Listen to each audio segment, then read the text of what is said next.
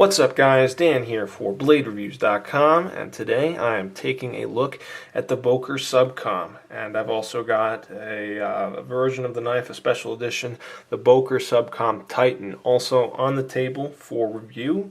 So let's get on into it here. One distinction between the two knives that I wanted to make right off the bat is the country of origin.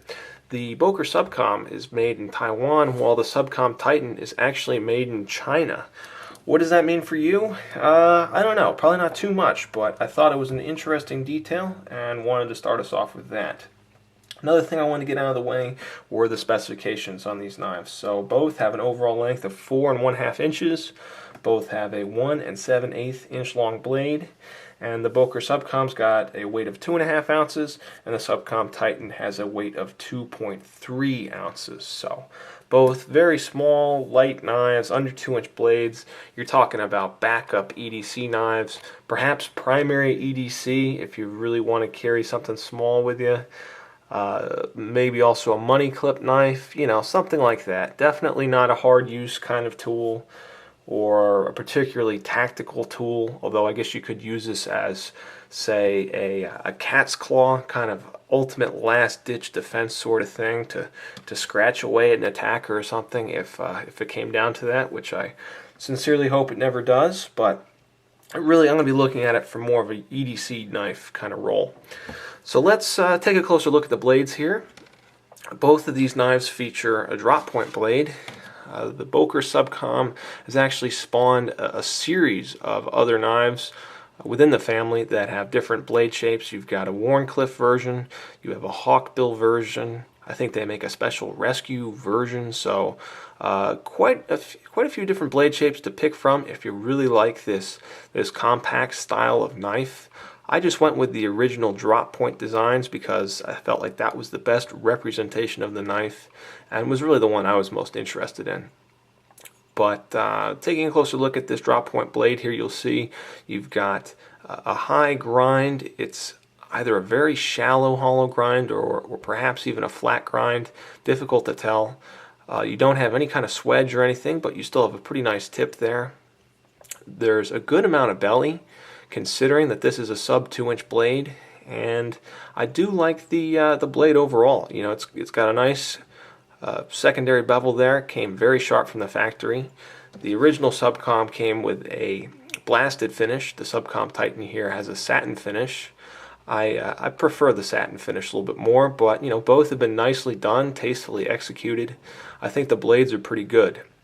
For blade steel, you've got Aus 8 on the original Subcom, and then you've got 440C on the Subcom Titan.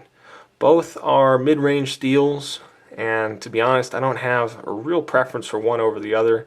I think they're good considering the price of the knives, and really don't see too much of an advantage of, say, 440C over Aus 8 or vice versa. Let's take a closer look at the handles, where you're going to find one of the biggest differences between these two knives. The original Subcom has an FRN handle scale over a full stainless steel liner, and then on the back side here you have a stainless steel frame lock. The Subcom Titan has a titanium handle slab with no liner, and then you've got the stainless steel frame lock here too. So that's pretty cool. I like the titanium a lot. It really does lighten the knife up a bit. Even if 0.2 of an ounce doesn't sound like much on paper, in practice you can definitely feel the difference in weight. So not only is the titanium just inherently cool, but it also adds a little bit of functionality here by lightening your carry. So always a plus. Either way you go, if you're going with the original or the Titan, you're going to get a very thin handle shape. You're going to have open pillar construction, a flow-through kind of design, and it's going to be just a very slim and pocketable kind of handle configuration. Ergonomics are decent when you consider how small this knife is.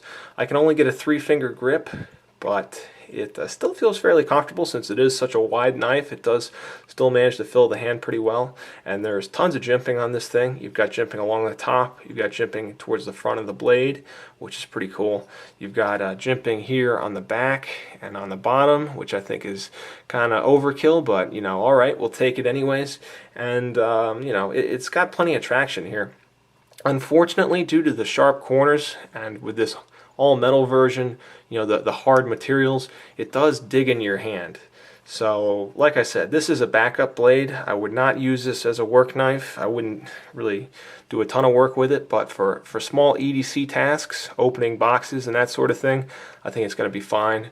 But you're not going to want to do a bunch of whittling or something with this. It's just going to tear your hands up. So, and the same goes with the original Subcom. Even though it's got that FRN handle scale, it's still going to dig into your palm. Deployment is accomplished here by thumb studs, and the thumb studs on the original Subcom are kind of this unique half moon shape. They're plastic, which I don't particularly care for, but I haven't had any issues with them yet.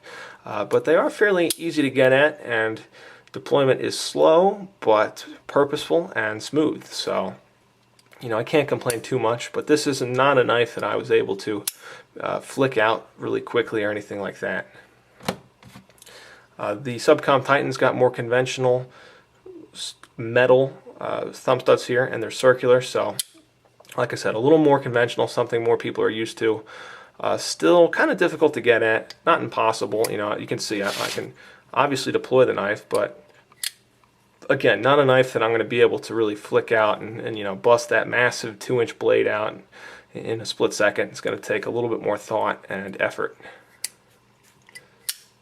Let's take a closer look at the pocket clips. The pocket clips on these knives are pretty large given the overall size of the knives, so I kind of like that because it just makes them very easy to use. They ride low in the pocket. They are reversible. You have the option of tip up or tip down carry, but it's right side only, so kind of a bummer, but you have to admit it does have a nice look here, so I guess it would kind of spoil the look if they had to drill all those holes in there. The other cool thing is this knife could be used as a money clip, very thin, and the clip is big enough so that you could hold a good amount of cash under there if you had it, so that's pretty neat. Let's talk a little bit about the lockup. As I said before, both knives have stainless steel frame locks, and both of my stainless steel frame locks engage nice and early. Let's see, let's get a better hold on these. You can see they get in there nice and early. I haven't had any issues with blade play. Very, very pleased with the way the knives are locking up. And I'm fairly pleased with the knives overall. They're something of a compromise because they are such a unique design, but they got tons of style. They're very light. They can make a great little backup knife. Very sharp, cool materials, and the price is pretty good. You're looking at about $25 brand new for a regular Subcom, and I found these Subcom Titans for as low as 30 bucks if you hunt around. So I think both are excellent buys. Personally, I would suggest going for the Subcom Titan. It's lighter, it's got that satin blade and titanium handle scales, which I like the look of, and I like the performance of the titanium. And the more conventional thumb studs are cool too. I'm not worried about, say, these plastic thumb studs breaking off. That's not going to happen if you got a knife with metal thumb studs on it. So, but that's pretty much it. That's the review, guys. I hope you enjoyed it. Let me know if you have any comments or questions. And this is Dan for BladeReviews.com. Thanks again for watching. I'll be back soon with another knife review. So until then, take care.